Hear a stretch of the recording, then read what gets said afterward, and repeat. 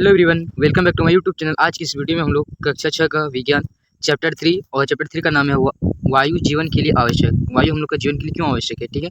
इस चैप्टर के बारे में इसका पूरा अभ्यास करेंगे, ठीक है। आज से 1 नंबर से लेकर 7 नंबर तक क्वेश्चन का आंसर करेंगे। आगे पार्ट 2 वीडियो आने वाला है जल्द से जल्द, ठीक है। तो चैनल को सब्सक्राइब नहीं करें, चैनल को सब्सक्राइब जरूर कर ले। अब देखिए यहाँ पर अभ्यास है, ठीक है। 1 नंबर क्वेश्चन बोल रहा है कि इनमें से सही शब्द का चयन कर रिक्त स्थानों की पूर्ति कीजिए, ठीक है। अब यहाँ पर कुछ ऑप्शन दे दिया हुआ है कि ऑक्सीजन, कार्बन डाइऑक्साइड, वायुमंडल और नाइट्रोजन, पवन, ठीक है। इसमें से ये सब दिया गया है। अब इस बॉक्स के अंदर में क्या क्या यहाँ पर होगा, यहाँ पर देखते हैं। यहाँ पर सबसे पहले क्वेश्चन बोला कि यहाँ पर थोड़ा मिस्टेक हो गया। पृथ्वी की चारों ओर की वायु की परत डैश कहलाती है, तो हम लोग को क्या कहलाती है, तो 1 नंबर वायुमंडल कहलाती है। यहाँ पर 1 नंबर का यहाँ पर आंसर हो जाएगा, ठीक है। आगे नंबर दूसरा क्वेश्चन देखते हैं। यहाँ पर दूसरा नंबर क्वेश्चन लिखा हुआ है कि सभी जंतु श्वसन में वायु डैश लेते हैं, तो कार्बन डाइऑक्साइड लेते हैं। वहाँ पर उसका आंसर दिया हुआ है, ठीक है। तो वहाँ से यहाँ पर लिखना होता है।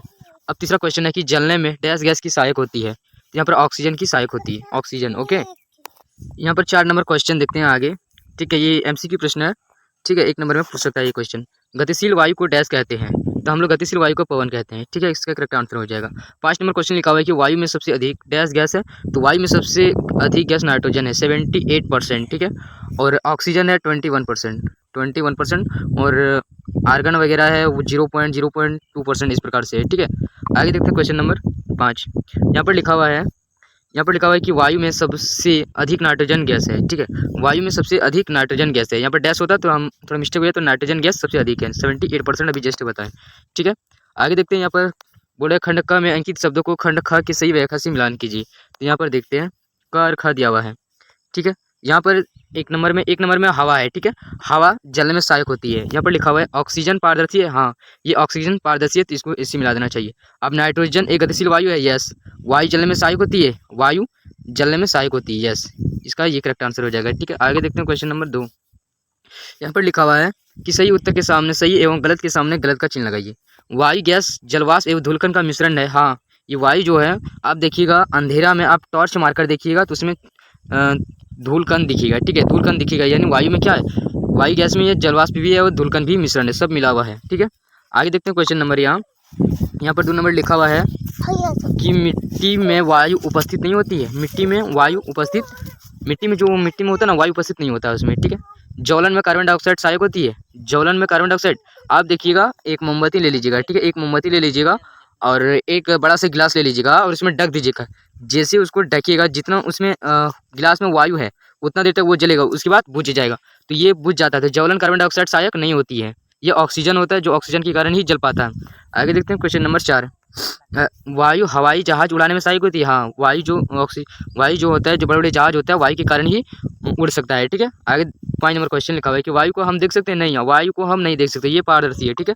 आगे क्वेश्चन नंबर 4 देखते हैं। यहाँ पर लिखा हुआ है कि वायु के संघटक क्या है। वायु के संघटक क्या है, हम सिंपल सा आंसर दिए हैं कि वायु में नाइट्रोजन और ऑक्सीजन की मात्रा 99% है, शेष 1% में कार्बन डाइऑक्साइड, कुछ अन्य गैसें, जलवाष्प तथा धूलकण के होते हैं। तो वायु और नाइट्रोजन से मिला के 99% होता है, और अगर जो धूलकण वगैरह से होता है ना, वो 1% का होता है, तो हम लोग को उसमें ज़्यादा प्रभाव नहीं पड़ता है, ठीक है। आगे देखते हैं क्वेश्चन नंबर 5।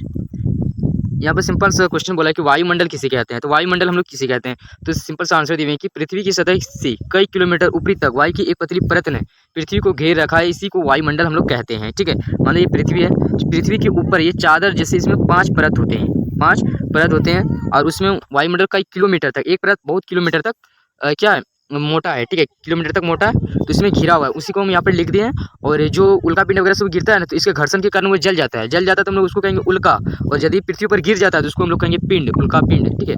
आगे देखते हैं 6 नंबर क्वेश्चन क्या लिखा हुआ है कि वायुमंडल में कौन कौन सी गैस श्वसन के लिए आवश्यक है, तो वायुमंडल में ऑक्सीजन गैस श्वसन के लिए आवश्यक है। यदि वायुमंडल में जब हम लोग ऑक्सीजन नहीं लेगा तो क्या मर जाएंगे, तो 1 मिनट के लिए हम लोग का मुश्किल है, ठीक है। तो वायुमंडल में ऑक्सीजन गैस श्वसन के लिए आवश्यक, श्वसन मतलब सांस लेने के लिए, ठीक है। आगे देखते हैं क्वेश्चन नंबर 7 नंबर, और ये लास्ट क्वेश्चन है, और पार्ट 2 वीडियो आने वाला है जल्द से जल्द, ठीक है।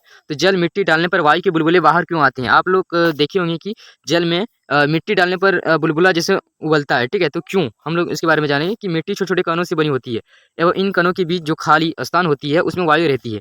जब मिट्टी को जल में गिराया जाता है तो जल इन छिद्रों में प्रवेश करता है, तो वहाँ की वायु बुलबुले के रूप में बाहर आ जाती है।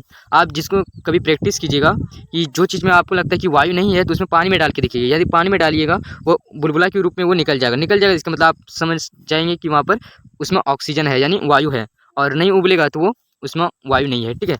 तो वीडियो आज इतने तक रहने देते हैं। 8 नंबर, 9 नंबर क्वेश्चन, 10 नंबर, 11, 12, यहाँ पर 15 नंबर क्वेश्चन तक तो पूरा था, तो वीडियो लंबा हो जाएगा इसलिए नहीं बनाए। तो वीडियो को अच्छा लगा तो चैनल को सब्सक्राइब जरूर करें। जय हिंद, धन्यवाद।